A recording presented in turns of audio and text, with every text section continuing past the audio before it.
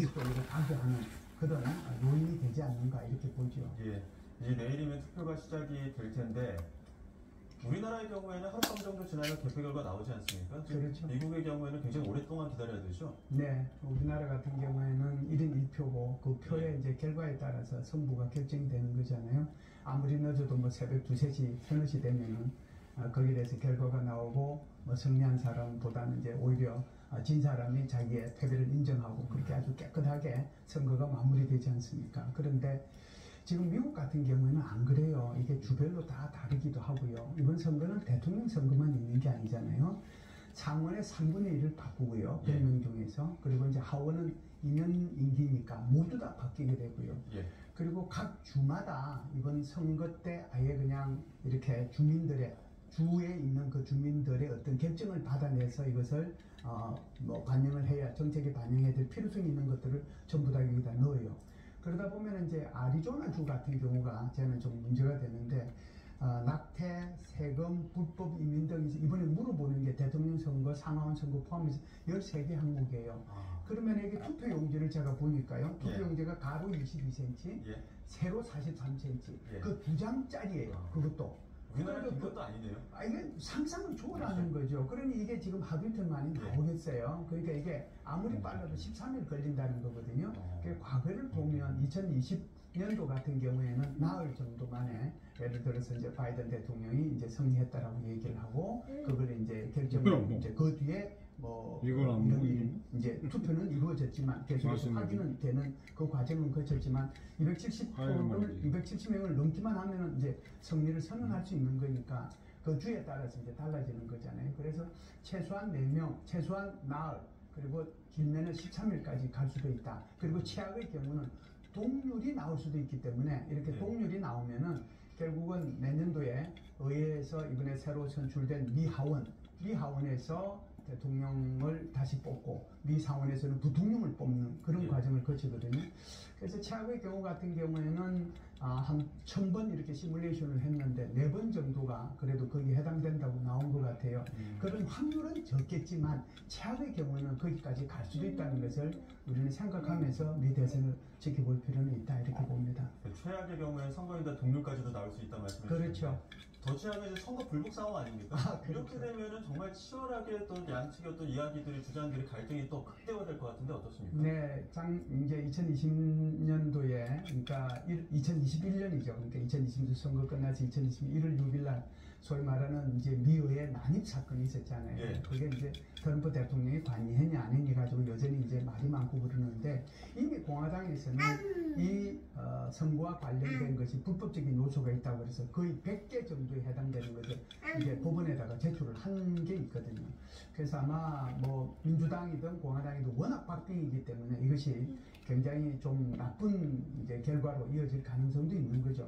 최악의 경우에 정말 그런 난입 사건도 있는 거고, 그 다음에 지지자들 간의 충돌이 있는 거고, 더 최악의 경우가 되면 총까지 쏠 수 있는 거잖아요. 그래서 그런 사건들이 있을 수 있기 때문에 제가 볼 때는 오히려 그게 누가 대통령이 되든 안 되든 해리스든 또는 트럼프든 국민들을 자제시키는 그런 말을 좀 해야 될 필요가 있지 않는가 이렇게 봅니다. 예. 트럼프 후보 같은 경우는 그 불복 가능성을 사전에 좀 사전 작업을 하고 있다 이런 분석까지도 나오고 있고 워낙 그 정책들이 좀 극과 극이다 보니까 누가 되더라도 어느 쪽에서는 좀 불복까지 인정하기 쉽지 않을 것이다 이런 얘기 나오는 것 같아요.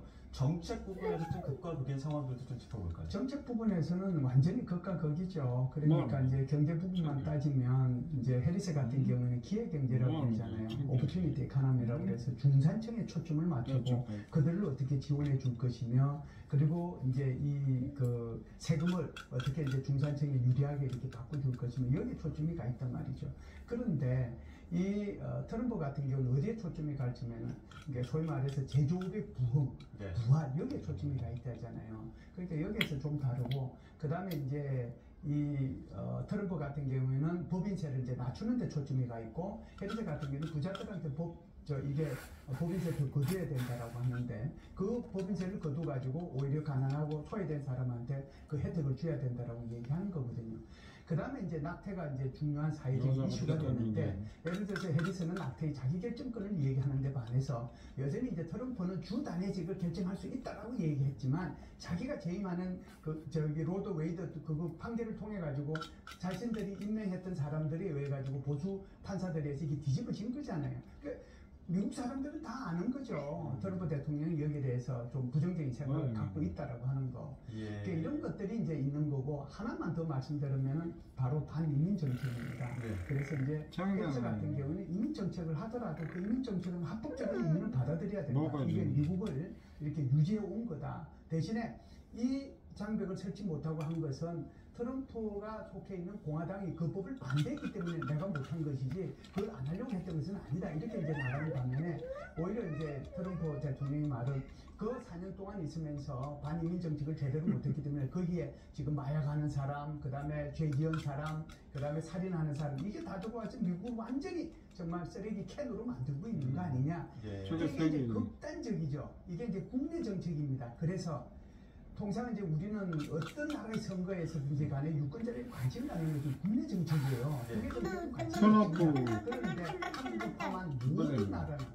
미국의 국내 정책은 관심이 없어요. 전부 다 대외 정책만 관심이 있거든요. 제가 국내 정책만 시간이 없어서 말씀을 드렸습니다. 그러면은 대외 정책을 제가 한번 여쭙겠습니다. 우리로서는 가장 큰 관심일 텐데 지금 북한군이 전장에서 그러니까 전면에 투입을 임박했다 이런 이야기 나오지 않습니까? 네네. 이런 가운데 우크라이나군이 러시아에서 북한군에게 60mm 박격포와 야간 투시경을 무장시켰다라고 나오거든요. 이 60mm 박격포는 어떤 무기입니까? 이제 이거는 우리가 포라고 하면 이제 그냥 상식적으로 생각하면 짧게 나가는 포가 있고 길게 나가는 포가 있겠구나 이렇게 생각하잖아요. 그럼 길게 나가는 포를 우리는 쉽게 얘기하면 그것을 ICBM이라고 그럽니다. 대륙간 탄도미사일. 이거는 뭐 사거리가 15,000km 나가는 거죠. 그럼 점점점 줄이다 보면 내가 한 소대급 인원이 한 30명 그 정도 되는데 내 소대급 앞에서 한 2km, 3km 앞에서 오는 상대방 적을 내가 경멸해야 되다면 나도 그 정도의 포는 있어야 되겠죠.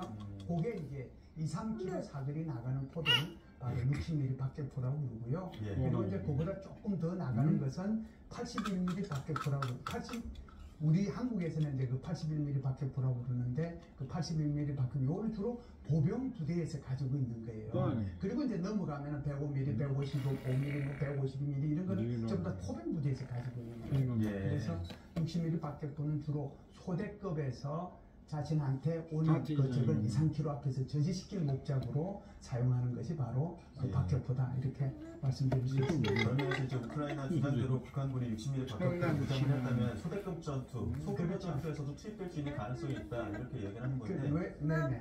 근데 지금 이런 가운데서 푸틴 러시아 대통령 측근이 미국의 개입으로 인해서 3차 대전이 일어날 수도 있다 이런 이야기를 또 언급을 했거든요. 앞서 미 대선 이야기를 했지만 그 대선 결과에 따라서 전쟁 영향은 어떻게 될까요? 전쟁의 영향 뭐 있긴 있으리라고 생각을 합니다. 그리고 지금 러시아의 그 관계자가 3차 세계대전 얘기하면서 공갈친 거고요. 엄포 놓은 거고요. 이제 그걸 거꾸로 얘기하면 미국이나 또는 나토나 유럽이나 이게 개입하지 말라는 거잖아요. 근데 제가 생각할 때는 유럽도 그렇고 미국도 그렇고 전부 다 1월 5일을 주시하고 있거든요. 그리고 이제 차의 경우에는 뭐 한 10일 넘게 그 대선 결과가 나오시면 빨리 나오면 3, 4일 지나면은 대선 결과가 나올 수 있을 겁니다. 그러면은 제가 볼 때는 1월 10일을 중심으로 해서 그 대선 결과에 따라서 미국도 나토도 유럽연합도 이 러시아를 어떻게 견제하고 여기에 대해서 우크라이나를 지원해 줄 것인지를 저는 결정할 거라고 봅니다. 그래서 나토는 절대로 나토의 이름으로 개입하지는 않을 거예요.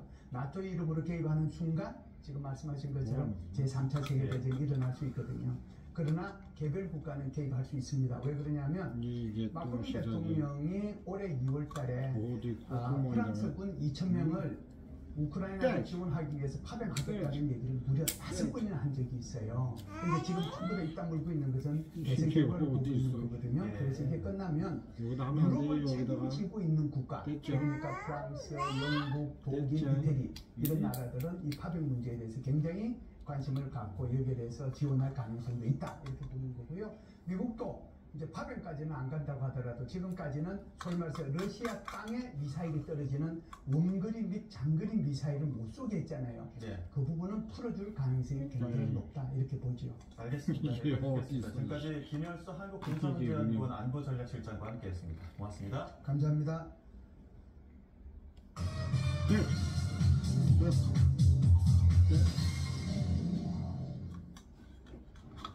공천 개입 의혹의 핵심 인물인 김영선 전 국민의힘 의원이 어제 이어 오늘도 검찰 조사를 받습니다. 첫 피의자 신분 조사를 앞두고는 대가성 공천 의혹을 부인하기도 했는데요. 자세한 내용 취재기자 연결해서 알아보겠습니다. 이명준 기자, 김 전 의원 검찰청사에 출석했습니까?